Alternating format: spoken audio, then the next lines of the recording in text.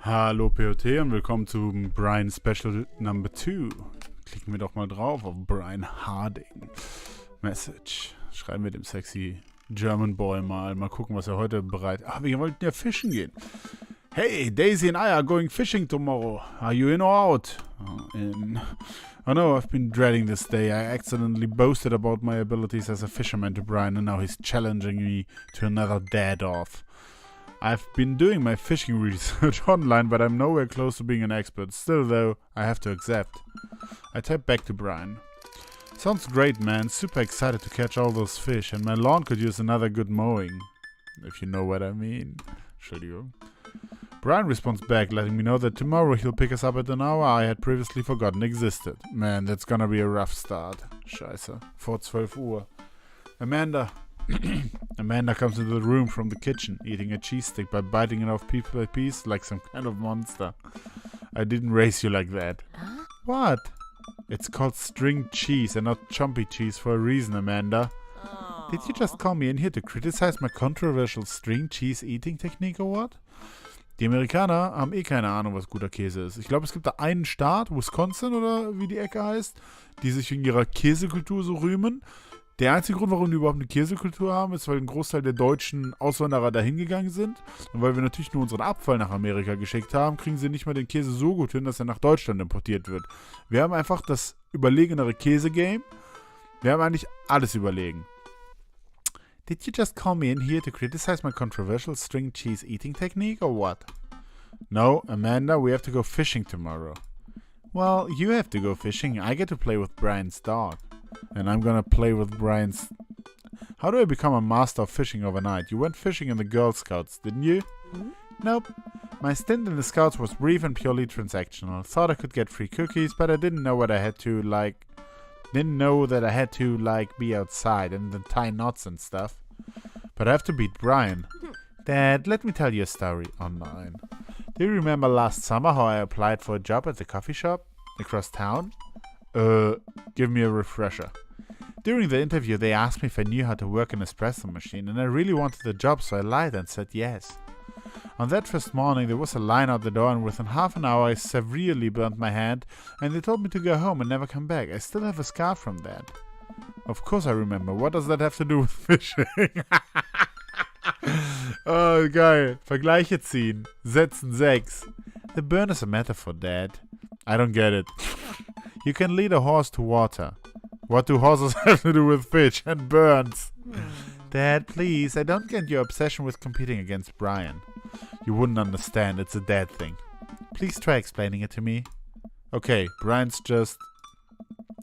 he just thinks that he's so much better than me, and he purposefully reminds me of that whenever he can. It's like he has to one-up me. I have to beat him at his own game. Oh, Sekunde, ich kriege einen Anruf. Da gehen wir jetzt einfach mal nicht dran. Is that what you think is happening here? No, Amanda. Okay, good. I know that's what's happening. Alright, Pops, we should both be getting some sleep. See you in the morning. Night, Panda. Dumme Kuh. I brush my teeth and throw on some pajamas. I climb into bed, set my alarm, and close my eyes. Okay, sleep. I am wide awake. I can't help but think about the last time I went fishing, hoping that there's something I can glean from it to give me an edge over Brian. I was about 9 years old. My dad woke me up one morning and told me to get dressed and meet him downstairs. Ich war auch früher mal fischen, da war ich sogar, ich glaube auch so 8, 9 Jahre. Am Hafen in Griechenland, weil in Griechenland darfst du einfach fischen, egal wo. Ich glaube, da brauchst du keine Erlaubnis oder das interessiert niemanden. Und ich habe auch Fische gefangen, aber ich wollte die dann nicht essen, weil fand ich irgendwie eklig. Ich mag Fisch nicht so wirklich. Nur Sushi finde ich lecker. It was still dark out. I had no idea what was going on, but before I knew it, we were both alone on a freezing cold lake. I had to sit there for hours while it got hot and muggy, the air thick with bugs. I picked at mosquito bites while my dad sat in stony silence. Fishing pole in one hand and a beer in the other. We didn't catch anything. On the long drive home, my father bought me a pack of cigarettes and didn't say a thing. What? That didn't help, and I think I have some repressed sadness about my father. I'll deal with that later. What the fuck? Ja, da sind wir hingegangen und ja. Oh, I'm sitting on a boat in the middle of a body of water. I can't see any land, but I know it's a lake. The water is placid and still. I'm holding a fishing pole. I don't understand why, but it feels like my life depends on catching fish right now. I cast my lure into the water and wait, and wait, and wait.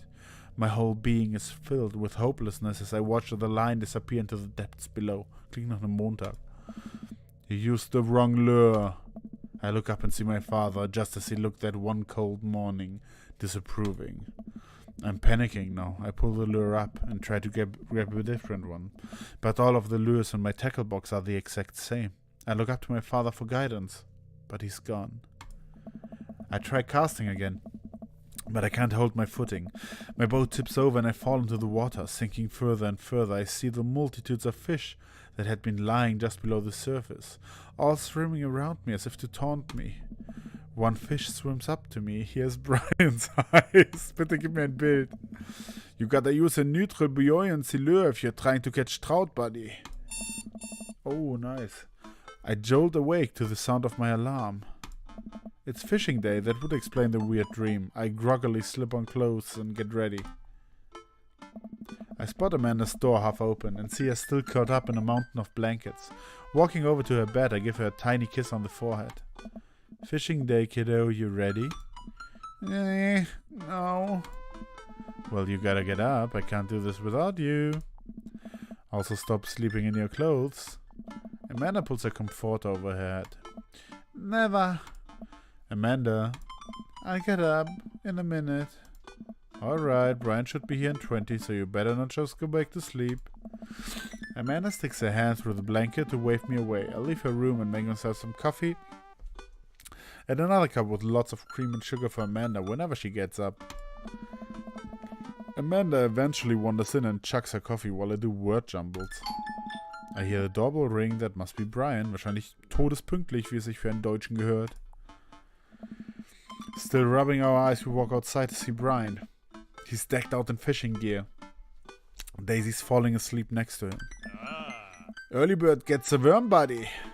You ready to fish? I was born ready.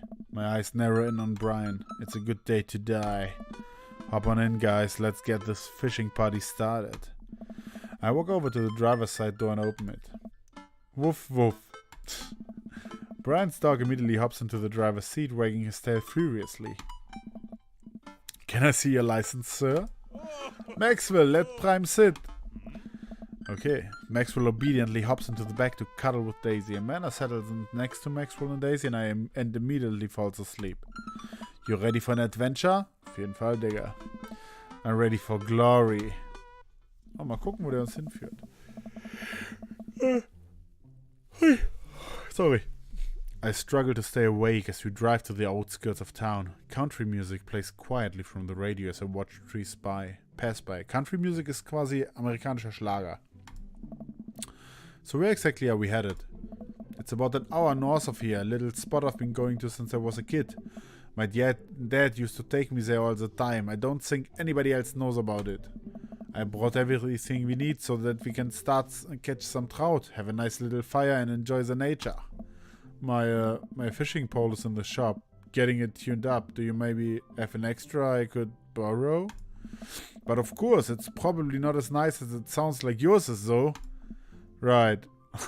Nice fake. I'm digging a hole here. I stay out at the forest lining the highway. The sun is just barely over the horizon, scattering dusky pink light through the trees. For a split second, I spot a deer grazing on the side of the road before it leaps back into the brush. After a nice quiet drive, Brian eventually tells me to pull off the highway and onto a dirt road. The car bumps along until we reach a clearing that opens up to a magnificent lake. Well, here we are! Oh, das ist echt schön. Hast du gut gewählt, Brian. Könnte ich Gay-Sex bei haben. I step out of the car and help Brian unload our gear as Maxwell runs around us barking.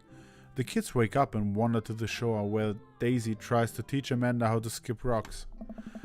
Brian and I carry the tackle boxes and cooler down to the edge of the lake where he has a canoe waiting. Ah, great, it's still in one piece. Hold on, help me out with Maxwell. I help Brian place a tiny dog-sized life vest onto Maxwell. Süß.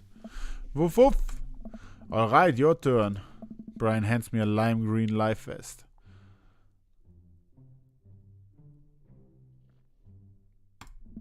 If I fall in, I'm counting on you to rescue me. Suit yourself. Fand er gut, ja. Der mag das, wenn man ihm vertraut und wenn man nett ist. Und nicht zu assi, glaube ich. Mal gucken. Brian turns to Amanda and Daisy, who are still skipping rocks. You kids wanna fish? I'm good with just throwing rocks into the water. Amanda hurls a rock into the pond with gusto. Yeah, take that, water. Amanda, you're supposed to be skipping them. Hey. Is that what we're doing? Daisy, don't you want to fish? I think catching fish is kind of inhumane. Du bist ja auch scheiße doof. We're gonna go explore in the woods and look at bugs and stuff. Alright, be safe, don't go too far. Brian puts the life vest around himself and we throw all of our equipment into the canoe. Maxwell happily jumps in and takes his place looking out over the front of the boat. I get into the canoe as Brian shoves off. We paddle together to get ourselves in the middle of the lake. Most freshwater fish usually feed at dusk and dawn. Oh nee, das ist der. Most freshwater fish usually feed at dusk and dawn, which is why I had to get you up so early. Yeah, I know, that's pretty common fisherman knowledge after all. Fisherman knowledge that I am knowledgeable about. Still a gambling man? You know it. Let's see who can catch more fish. You can catch more than one? Sounds easy enough to me. What's on the line? Besides all the fish I'm gonna catch, obviously. Haha. I was thinking something a little more high stakes than mowing the lawn. Custody of your children? Of our children? More than that, let's say, if I win, I get your weed whacker. Was ist das? The Whack Master 2000, that's a limited edition. But if you win, you get my pole saw, the Reach and Cut 3000. The cordless version? That's the one. Shit. The Reach and Cut 3000 is state of the art. My weed whacker is a prized possession, but there are those hard to reach branches at the back of the yard that have been begging for a pruning. You're on. Schaufelt sich sein eigenes Grab, der Mann. We shake on it. I suddenly remember that I don't know how to fish. My foolish, fatherly pride will one day be my undoing. Auf jeden Fall. Mal gucken, vielleicht kriegen wir ja so ein Fishing-Minigame. Oh, Sekunde. Von dem ganzen Reden. Naja. I watch as Brian ties a lure and does some stuff I can't quite follow with his fishing pole. He casts into the lake. Oh boy, now I have to do that. I stare down at the tackle box and at the pole in my hand.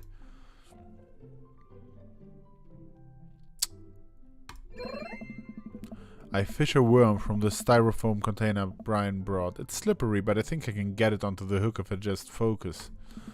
Oh god, I'm bleeding. Oh god, the blood's everywhere. Scheiße. The worm is not on the hook. Need some help? No, I meant to do that. The blood attracts the fish. They can smell it up to a mile away, you know? I think that's sharks. No, it's definitely fish. Now what?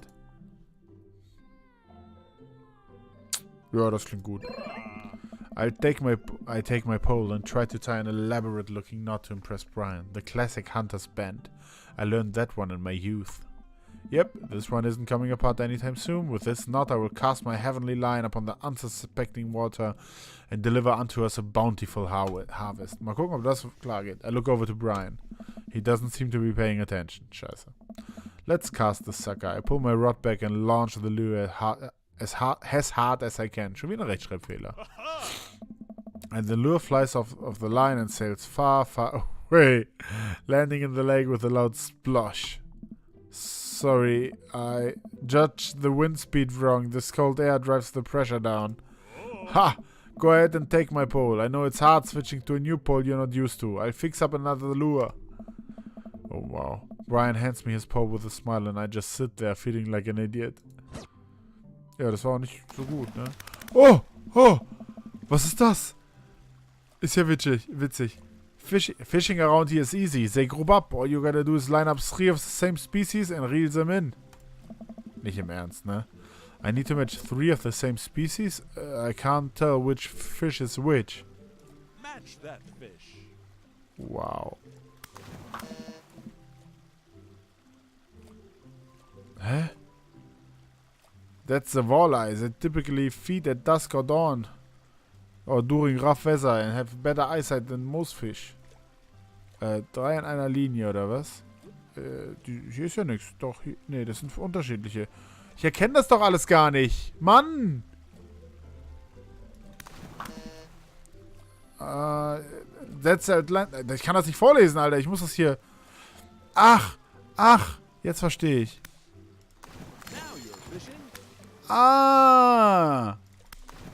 Jetzt verstehe ich. Highscore. Ja, so muss das sein, Bruder. Bam, bam, bam. Vierer! Oh nein. Scheiße.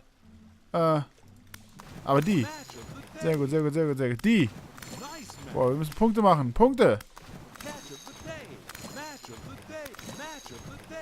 Ja, so muss das sein. Weiter geht's. Oh ja, das ist hier wie Candy Crush und sowas.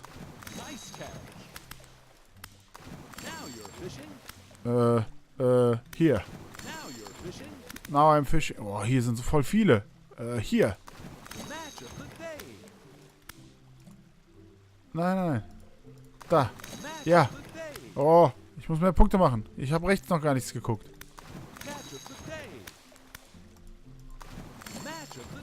Sehr gut. Catch of the Day. Ja, mehr. Wir haben keine Zeit. Wir müssen Brian beeindrucken.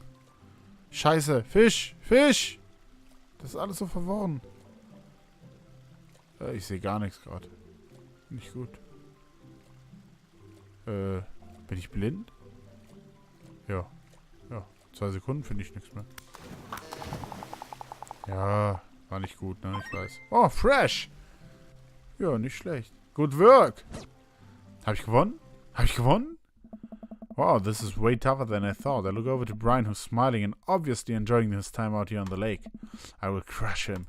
Suddenly, the fishing pole jumps in my hand. I reflexively tug upwards. I think I got something big. The tip of my pole dips down repeatedly and the line starts to run. Da wollte ich kurz die Brian-Stimme machen. Reel it in! I finally get the fish right up next to the boat. It's a long, beautiful rainbow trout. Brian hands me a net. It's all yours! I lean down and notice that my hands are shaking with excitement. This fish is bigger than all of the ones Brian's caught. The pole saw is mine. All my... the entire canoe tips over with me. I find myself sinking into the lake. Uh-oh. I should have taken the life vest. Du kannst doch schwimmen! All of a sudden I'm embraced under the water and pulled into Brian's arms. Oh, hat was. I'm finally dragged upwards, sputtering water. All of our gear floats on the surface. Maxwell doggy paddles around us in circles, having a great time. You alright? Does that count as one? Well, seeing as all of our fish are now swimming safely back in the lake, I guess so. Brian laughs. Let's get you to the shore. Brian and I flip the canoe back over and fill it with our now soaking wet gear. Ja, das hat nicht so gut funktioniert, ne? We row back to shore with Maxwell and tow. Oh, ooh, boy! Boah! Boah! Heftiger Buddy, Alter. Zieh dir die Arme und die Schultern rein. Da ist der Bauch scheißegal. Das macht ihn nur besser. Once we get to the beach, Maxwell darts off into the woods. Brian takes off his shirt. Dots of lake water glisten in the sun across his strong back. Man, all that general contracting must have built that guy like an ox. Impressed, Alter, impressed. I hope he doesn't notice me staring. I hope he does. I'm gonna get a fire going so we can dry off. Wanna hand me yours? Yes, okay. I reluctantly take off my own shirt and toss it to Brian. I suddenly wish I had done more sit-ups in my life, or any sit-ups at all, really. Another thing you've bested me in, stupid sexy Brian. Flanders ist aber nicht so sexy wie der. You might as well fry that shit up. Seems like it's the only lunch we'll have. The day's young, we can fish from the shore. Once Brian gets the fire going, I sit and try to dry off my pants. Brian sets a couple lures out by the water's edge. We're probably gonna have to put the kibosh on the competition for now. Kibosh? Until another day. My stomach growls. You hungry? Oh, I'm fine. Brian reaches into his cargo shorts and pulls out a few granola bars. Ich hatte eigentlich kurz gehofft, dass der was anderes rausholt. Was man auch richtig schön sehen kann, ist hier die Siegesstraße von der Brust runter. Und hier unten wird's mehr. Ihr wisst, was einen da erwartet. I have a small child. I'm flushed with snacks. Brian joins me by the fire and I accept the cargo short granola. And now, we're back to waiting. Where did the girls get off to? Shouldn't they be back by now? I wouldn't worry about it too much. They're a couple of smart kids. That's what I'm worried about. They're too smart. They've probably established a small rural government by this point and installed themselves as leaders. Das fände ich gut. Vor allem nicht bei Amanda, so eine Hipster-Regierung. I take a look around at the sun cresting the tree line, casting the entire lake in a warm golden glow. The forest seems to be coming alive now. Birds chirp in the distance. Wow. Nature is beautiful. A mosquito bites me. I slap my neck and curse. Nature sucks. Here you go, bud. Brian hands me a bottle of bug spray. I begrudgingly take it and douse myself. Ugh, I've always hated how this stuff smells. Really? I always kinda liked it. Reminds me of being outside. Maybe you and I have different sentiments on the outdoors. Ja, ich hasse draußen. Weil draußen ist nicht schön warm und kein Computers. Maxwell comes bounding up to me, a huge stick in his mouth. He drops it at my feet and looks at me expectantly. Fake out throw, break the stick in half to... Ja, hier. Ja, war klar. I hurl the stick as hard as I can towards the tree line. Maxwell bolts after it, running as fast as his stubby little legs can carry him. Which consequently is not very fast. It is very cute though. Ja, Corgis sind schon niedliche Tiere, ne? Wenn die so klein sind, die gucken so zutraulich. Aber es sind halt immer noch Hunde und keine Katzen. Nice Robrheim. I turn away so he can't see me blush. Oh. Maxwell brings the stick back to me, clearly proud of himself. Good boy, Maxwell. You're very good and speedy boy. You're the world champ of fetch. It's time for the pets. What's the plan?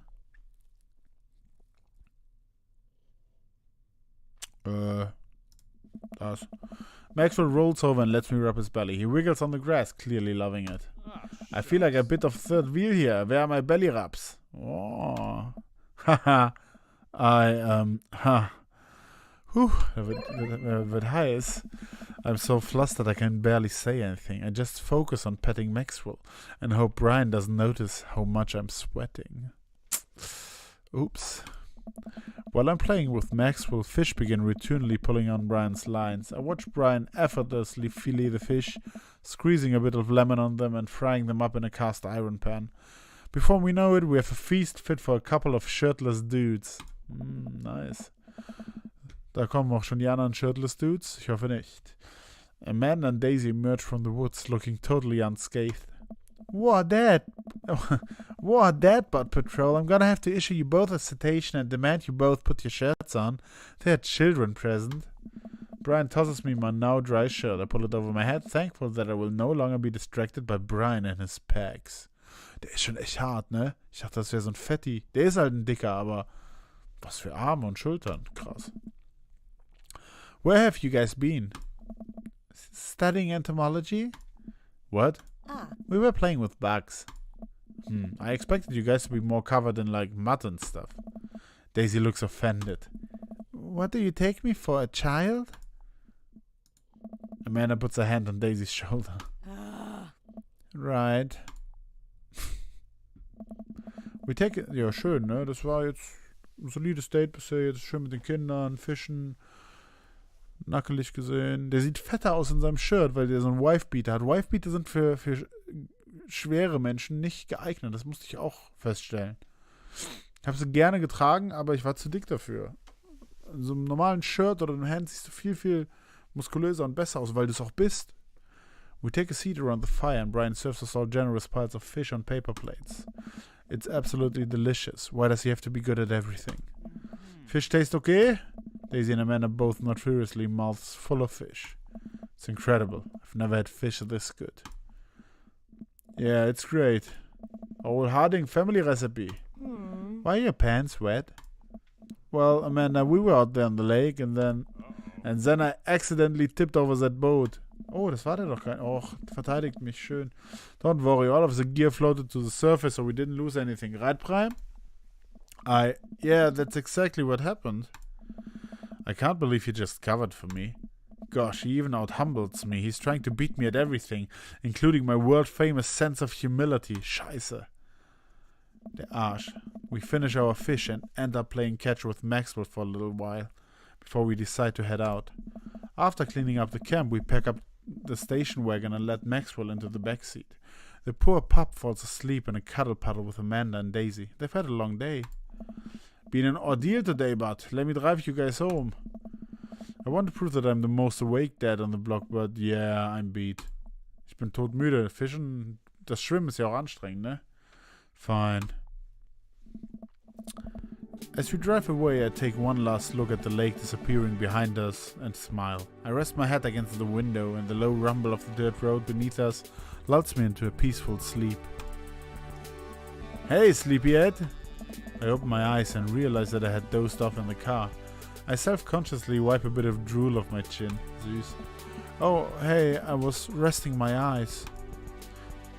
Just in case we suddenly have to jump into any sort of conflict, so I'm super awake for it. And ready to fight. With my strong arms. It's all good, you earned some rest, buddy. Thanks for coming out with us today, I had a lot of fun with you. Thanks for inviting us, I also had fun actually. Glad to hear it, take it easy, yeah? You too, take it the easiest.